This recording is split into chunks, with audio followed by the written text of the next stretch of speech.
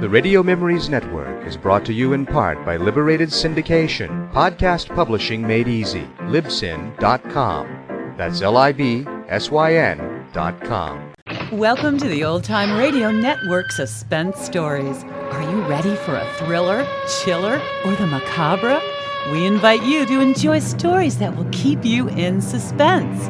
We now go back to the early days of radio and our imaginations with our featured suspense presentation.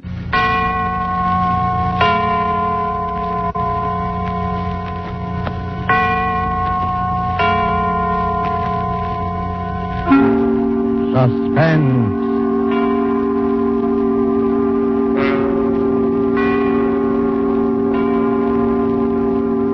This is the Man in Black. We're going to introduce Columbia's program, Suspense. In our starring Hollywood cast tonight are Mr. John Sutton, who appears as a young English doctor, Jim Norwood, who knew a great deal more than he admitted concerning the strange events which we are about to relate, and Mr. George Zucco, who plays the village curate, the Reverend Arthur Morley. Our story, and it bears none but a coincidental resemblance to H.G. Wells' famous short novel, The Invisible Man, is by John Dixon Carr and is called The Man Without a Body, tonight's tale of suspense. If you have been with us on these Tuesday nights, you will know that suspense is compounded of mystery and suspicion and dangerous adventure. In this series are tales calculated to intrigue you, to stir your nerves, to offer you a precarious situation and then withhold the solution until the last possible moment.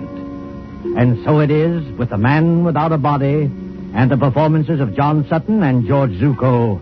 We again hope to keep you in suspense.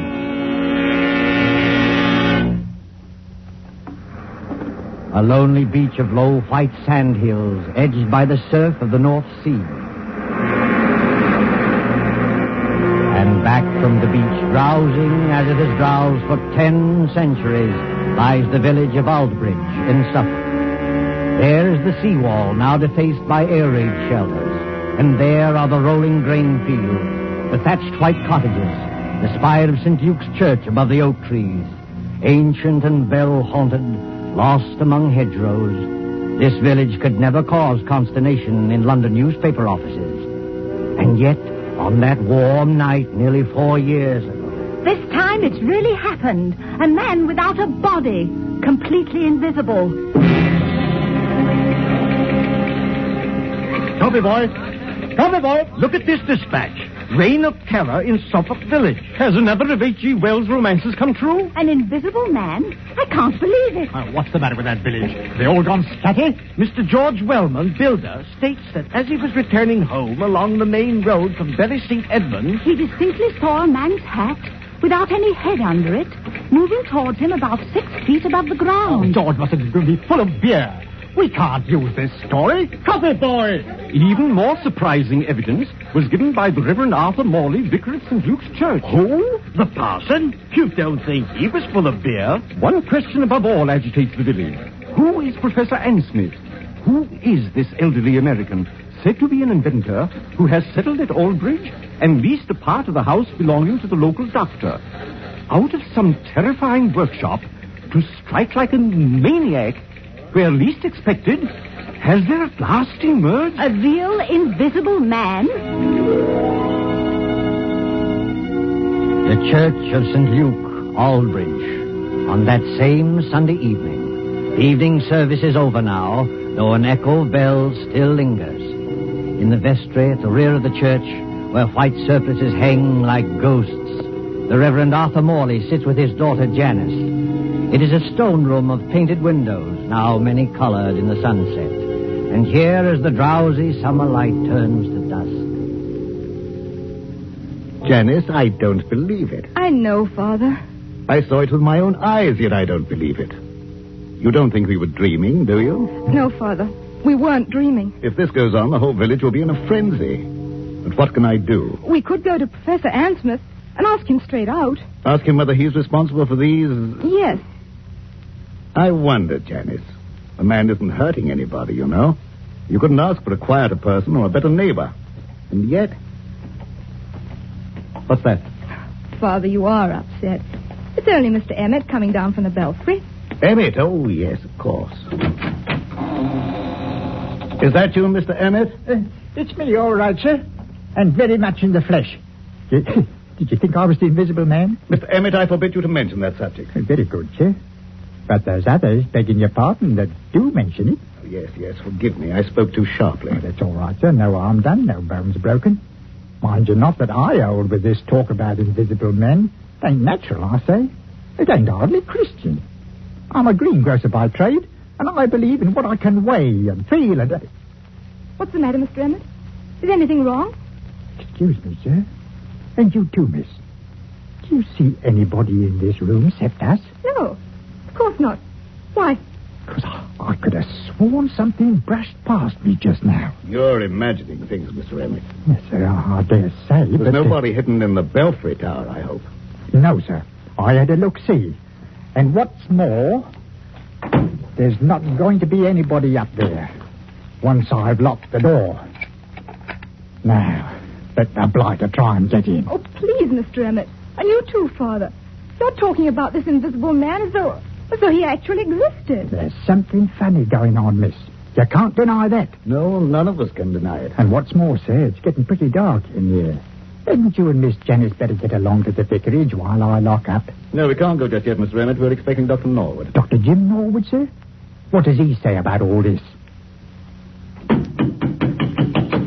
Oh, you might ask him yourself, Mr. Emmett. I think that's probably him now. Come in. The vestry door's not locked. Oh, hello, Padre. Hello, Janice. I'm sorry I'm late. Hello, Jim. You seem a good deal out of breath. I am out of breath, Janice, because there's blue blazes to pay down in the village. Not more trouble. Yes, I'm afraid so. They're holding a mass meeting at the Coach and Horses, and they're ready to murder Professor Ansmith. If this invisible man cuts any more capers, we may see a real old-fashioned lynching in an English village. Now, look here, my boy. This has got to stop. I know that, Padre, but how are we going to stop it? Sit down there, Jim, across the table from me. Yes, sir. First of all, what do you know about this Professor Ansmith? Nothing, sir. Nothing at all. But you rent part of your house to him. Oh, my dear Padre, that house is twice as big as I can possibly manage. I was only too glad to get a tenant. He gave you references, I imagine? Yes, but I didn't bother to check him. He's a quiet old boy. Pays his rent on the dot. Never does anything except read and go for long walks. Are you quite sure of that, Jim? The village has war nerves, that's all. With the camouflaged aerodrome in the neighborhood, they're apt to imagine anything. True, perhaps, but... That talk about dynamos humming in the old boy's room and blue lights flashing is rubbish out of a sensational film. They imagine the whole thing. Finally, this crazy story about an invisible man playing the gramophone. Why, It's not a crazy story, Jim. Janice and I saw it happen. You what?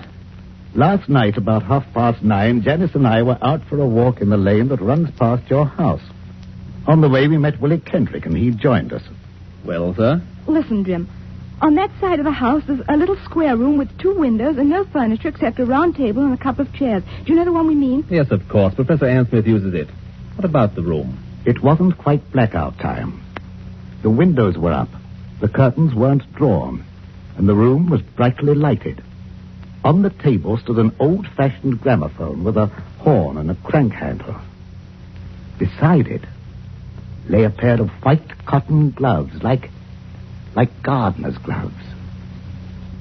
The gramophone was playing away for dear life, but there was nobody in the room. Janice thought that was a bit odd, a gramophone going full tilt with nobody there, and called my attention to it. Just then, the gramophone started to run down. We could hear the record slow and go off key. As it did so... Well, sir, go on.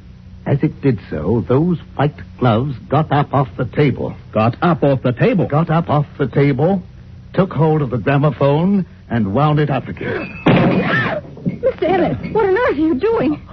I dropped some candlesticks. So I see. Please pick them up again. Yes. Padre, are you serious? Perfectly serious. A pair of gloves without any hands inside them? Yes. But what did they do exactly?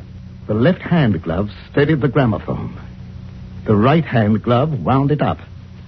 Then they both hung in the air, beating time to the music. It should have been funny. I can only assure you it was not funny. Oh, what happened then? Oh, Jim, it was horrible. Willie Kendrick let out a yell and ran down the lane between the apple trees as though the devil were after him. I can't say I blame him. Father and I just stood there and... Stared is the word, my dear. Yes, stared. I can't forget any of it. The three-legged table and the whirling record and the blue flowers on the wallpaper. But there was nobody there. We could see past the table and under the table and all over the room. And there was nobody there. Except the man without any body. Confound the man without any body. Father, suppose it is true. As a clergyman, my dear, I prefer to remain agnostic. This thing is a trick. Yes, but how's it done and why? That's the whole point, Jim. What worries me is the effect on our people here. We call ourselves intelligent, and yet, look at us.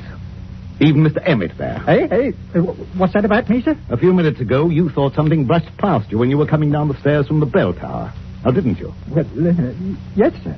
You see what I mean, Jim? But I didn't really think so, sir. Not really. It was imagination, just like the doctor said. Because I searched that tower. I locked the door afterwards. Exactly. But the mere force of suggestion, nothing more, might lead you to believe. That's not suggestion, Father.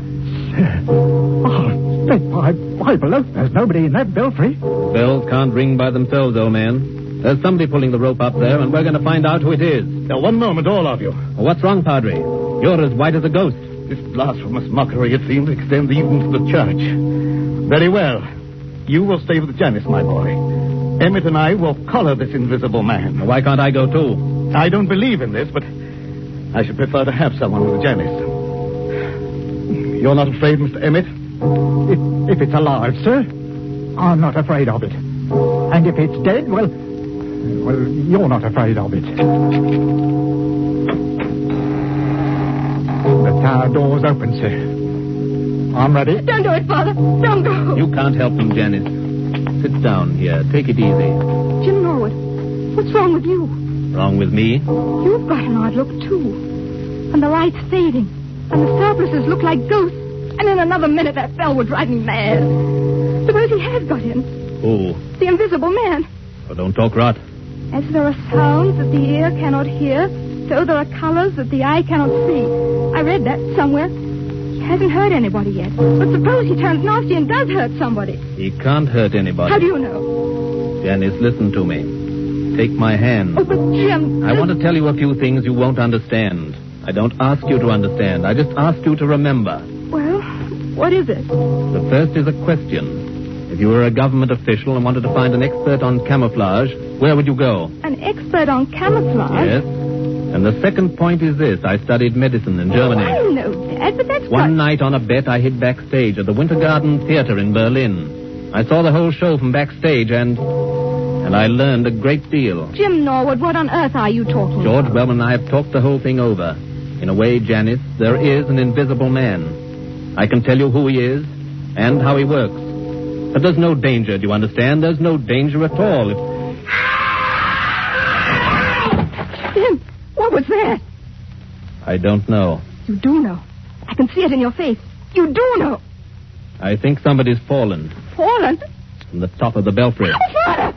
Stay here, Janice. You can't do any good. Let go of my arm. I'm going up there. No, you're not. I didn't think what the danger might be. Besides, there's somebody coming down the stairs now. Stay just where you are and don't move until... Oh, Father. Father, are you all right? Steady, sir. Take it easy now. I'm perfectly all right, yes. But you'd better go into the churchyard and see to Emmett. He fell? No, Janice, he did not fall. He was thrown. Oh. Thrown? By whom? There's no time to argue now. You're a doctor. Go out and see to him. Well, is he in... I don't know. Go. Yes, sir. For I will work a deed in your days which ye will not believe, though it be told you. Janice, this is incredible. Why? You heard the bell ring. I saw it ring. Without anybody there? I was as close to that bell as I am to you now. No hand held the rope. There were no strings or wires or any tricks to make it move. Yet it clanged back and forth alone in the tower. And I thought I heard someone laugh. Laugh? Oh, don't take that too seriously. We were both overwrought, and the noise of the bell was deafening. What about Mr. Emmett? Emmett yelled some words I couldn't hear and lunged for the bell. Then something caught him. Something caught him and gave him a sledgehammer blow in the back. That belfry's nothing but open arches. You heard him scream. I saw his face just before he went over. Lock the door to the tower, Father. Lock it. I can't lock it. Emmett has the key. But why should I lock it? Because he's still in there. He? He hadn't done any harm before, but he's done harm now. There's no telling what might happen if he gets loose. You mean? I mean Professor Ann Smith's protege, whoever he is. The man without a body.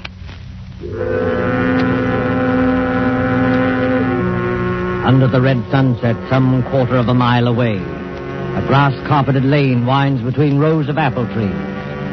The lane is dusky, though lights shine into it from the windows of a large stone house, Dr. Norwood's house beyond the apple trees.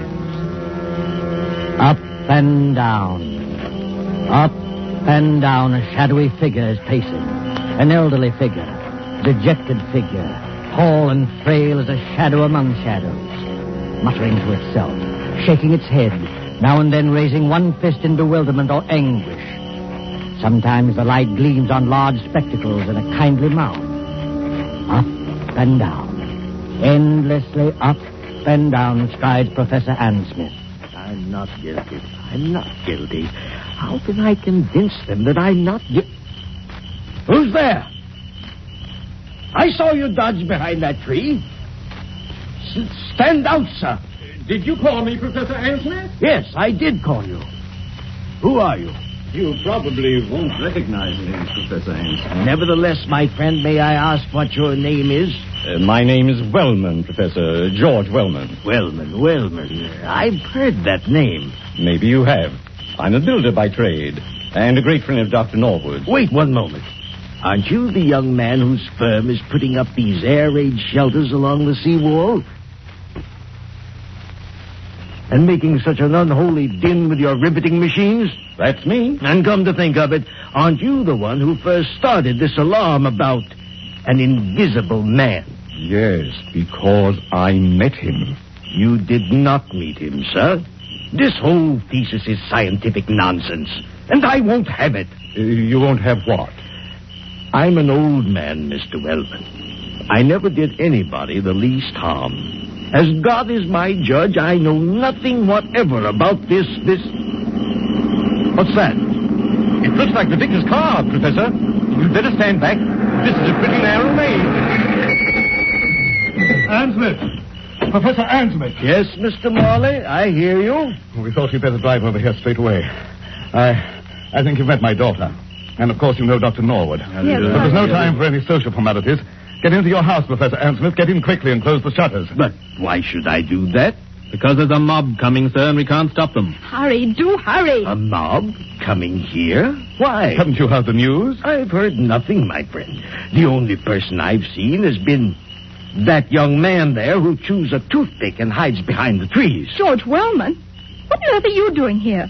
Watching, Janice. Watching and waiting, just as usual. Listen to me, Professor Ansmith.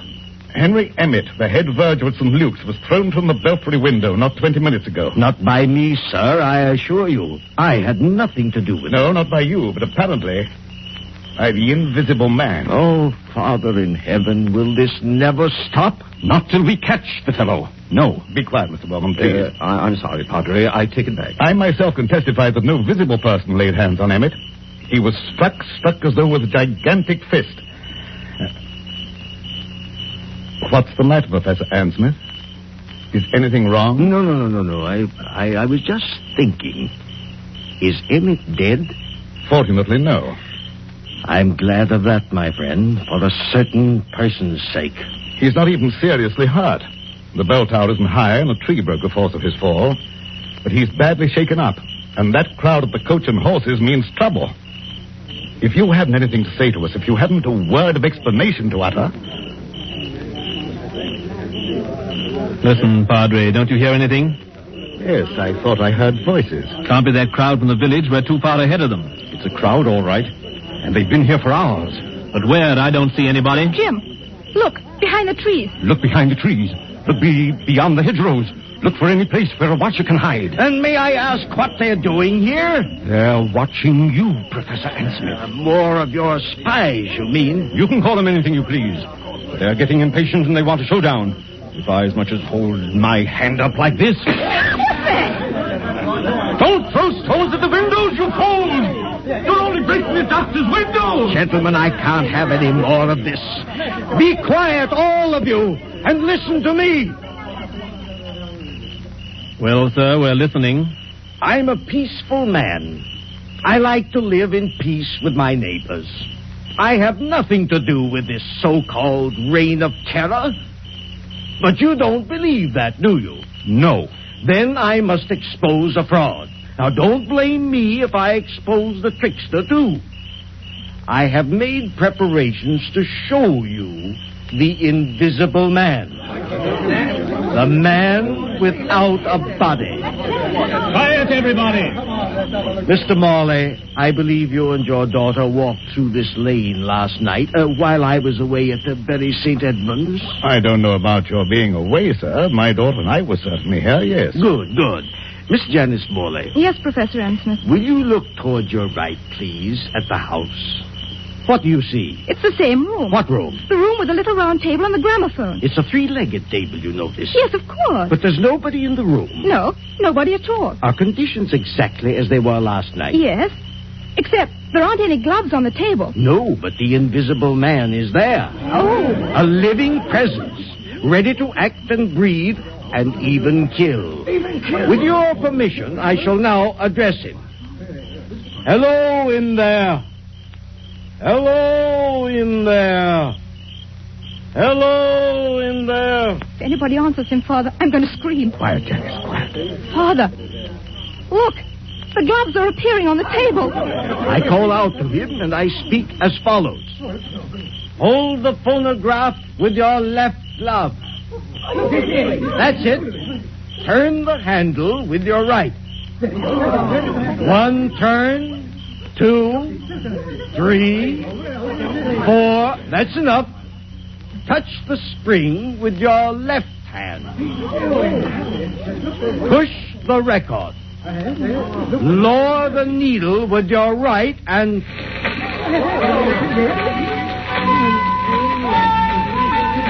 Ladies and gentlemen, the invisible man.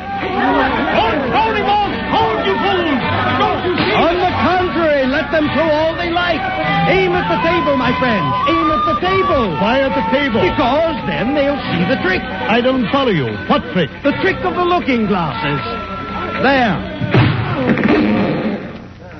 You see now, my friend? I think I do. The legs of the table form a triangle with its point toward you. Panels of looking glass are fitted in the two sides facing you. What do you know about that? You think you can see under the table, but what you actually see are the side walls of the room reflected in those two mirrors. Oh, wait a minute. You mean... I mean that my old servant, hidden behind the mirrors, has just been working the gloves to a panel in the tabletop. It's a very old trick, first shown by Colonel Stadair at the London Polytechnic. And that's what happened last night? Yes. And you had nothing to do with it? Nothing whatever, nor had my servant. Then who did do it and why? What is the explanation of all this? Well, I can't tell you why. That's what beats me. But I can tell you everything else. This invisible man who's been scaring us all silly? My dear young lady, there's no invisible man. There never has been. I might believe that, Professor Ansmith, if I hadn't seen a church bell ringing where there was no hand to ring it. And poor old Emmett flung out of the tower as though a giant hand had got hold of him. You're not saying that was done with the looking glasses? No, my friend, not at all. That was really clever. Strings? Wires? Ropes? No, they weren't necessary. But the thing's impossible. Oh, no. The same principle was used by my old friend J.N. Maskelyne to make mechanical figures work. Psycho played whist, and Zoe drew pictures. I myself, Go on, sir. You yourself. What are you going to say? The secret I was about to say remains unknown even today. You were right, in a way, when you tell us that Emmett acted as though a giant had got hold of him. A giant had got hold of him. At least, a gigantic force. Oh, before we all go completely mad, would you mind telling us what this gigantic force was? Not at all. It was compressed air. Compressed air? But don't you see it even yet? Any of you? No.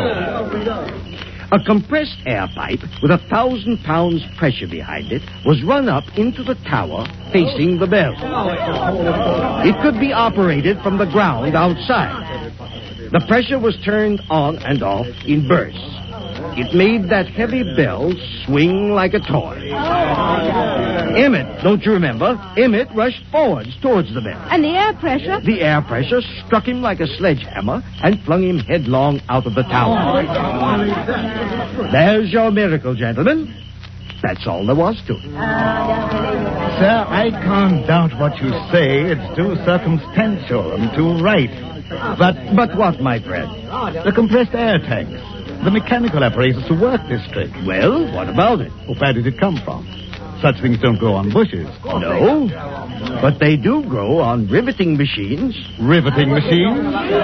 Yes, such as the riveting machine they're using on the air raid shelters along the seawall. Would you care to tell us, Dr. James Norwood, why you and your friend Wellman have been playing all these tricks? Head back! All of you! Jim Norwood, is this true? Why, of course it's true, Mr. Morley. Don't be so gullible. Jim and George Wellman doing all this? I don't believe it. Take a look at their faces, young lady. Did you ever see a guiltier-looking pair? So we look guilty, do we? Frankly, you do. We played the whole game and convinced the village there was an invisible man. Is that it? Yes. You worked the glove trick in your own house. And Wellman worked the air trick with his own equipment. Everything else was nothing but a pack of lies and a lot of atmosphere. Playing conjurers and making a blasted hash of it. Is that all, Professor Ansmith? Well, remember, you brought this on yourselves. I didn't want to expose you. No, Professor. I bet you didn't. Easy, George. Take it easy. Jim, is this true? Before you start pitching into me, Janice, let me have my word first. Do you remember what I said to you at the church tonight? At the church? Yes, I asked you to remember something, even if you didn't understand it. All right. Can you remember what it was? Oh, Jim, please. You're only trying to evade this. Oh, I'm so confused now, I don't remember anything. All I can think of is this horrible business and what's behind it. Father can't believe his ears, and I'm not much better. We've practically idolized you. All we want you to do is answer a straight question. Jim, are these accusations true? Yes, they are true. Doubtless he had a good reason, Janice. Doubtless he had a good reason. Yes, we had a good reason. The very best reason in the world. You had a good reason for scaring people half to death and trying to kill poor old Henry Emmett? We didn't mean any harm against Emmett. That was an accident. But you dare to defend yourself now? Yes, just that. Before we go home, Father, shall we apologize to Professor Ansmith? I hope he'll try to think better of English hospitality. Good, Janice, good. I hope he will, too. You hope he will. Listen, Janice, before you act on any belief, you have to be absolutely sure in your own mind. George and I had to prove something, and now I'm glad to say we have proved it. Oh, I can't stand this any longer. If you have anything to say, go on and say it straight out. What was it you had to prove? We had to prove to our own satisfaction that this pretended American who calls himself Professor Ansmith... Pretended American? Who calls himself Professor Ansmith? We had to prove that this pretended American was no other than Karl Heinrich von Keist, the celebrated stage magician from the Winter Garden Theater in Berlin. What? Whose real job is to find the camouflage aerodrome near Bury St. Edmunds. No. He explained his own tricks very nicely, George. We'll swear out a warrant in the morning.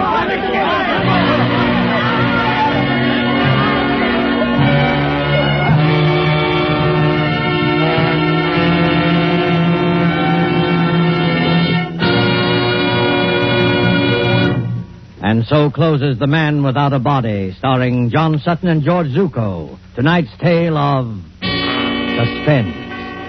This is your narrator, the Man in Black, who conveys to you Columbia's invitation to spend this half hour in suspense with us again next Tuesday, when the distinguished actress, Miss Agnes Moorehead, will be heard in one of her many brilliant characterizations. Starring with Miss Moorehead will be Miss Ellen Drew, who as Carol Linden tells the amazing story of Uncle Henry's Rosebush. The producer of these broadcasts is William Spear, with Ted Bliss, the director, Bernard Herrmann and Lucian Mahowit, conductor and composer, and John Dixon Carr, the author, collaborated on tonight's Suspense. This is the Columbia Broadcasting System.